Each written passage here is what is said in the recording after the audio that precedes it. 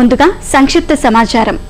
ప్రకృతి వైపరీత్యాల వల్ల పంటలు దెబ్బతిని నష్టపోకుండా జాతీయ పంటల బీమా పథకాన్ని రైతులంతా సద్వినియోగం చేసుకోవాలని వ్యవసాయ శాఖ పిలుపునిస్తోంది. 2014-15 ఖరీఫ్ సీజన్లో ఈ పథకం అమలుకు అధికారులు ఏర్పాట్లు చేశారని నెల్లూరు జిల్లా వ్యవసాయ సంయుక్త సంచాలకులు సుబ్బారావు తెలిపారు.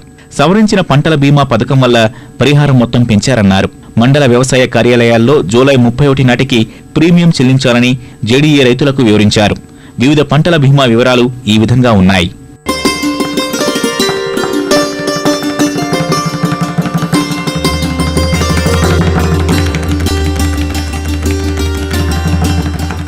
నెల్లూరు జిల్లాలో గత సంవత్సరం ఏదైతే ఇంప్లిమెంట్ చేయడం జరిగిందో ఈ సంవత్సరం ఖరీఫ్ సీజన్ లో కూడా సవరించబడిన పంటల బీమా పథకం కూడా ఇంప్లిమెంట్ చేస్తున్నారు జిల్లాలో. ఇంతకుముందు పాలసీ లాగా కాకుండా ఈ సంవత్సరం నుంచి 25% ఎక్కడైతే మూలగా ఫైల్ పెట్టబడి ఉంటారో అలాంటి రైతులకు ఇన్సూరెన్స్ అమౌంట్ 20% ఇవ్వడం జరుగుతుంటుంది. రైతు ఈ దశలో ఉన్నప్పుడు ఏదన్నా కరువులు కానీ, వరదలు కానీ, తుఫాన్లు కానీ, వడగళ్ల వాన కానీ అలాంటితో 20% వచ్చేసి రైతులకు ఇవ్వడం జరుగుతుంటుంది నష్టపరిహారంగా.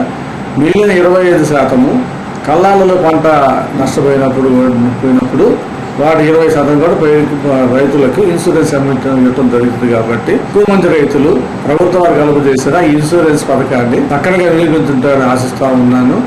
మిగతా వివరాల కొరకు సమీప మండల వ్యవస్థ కలవలసిందిగా విజ్ఞప్తి చేస్తా ఉన్నాను.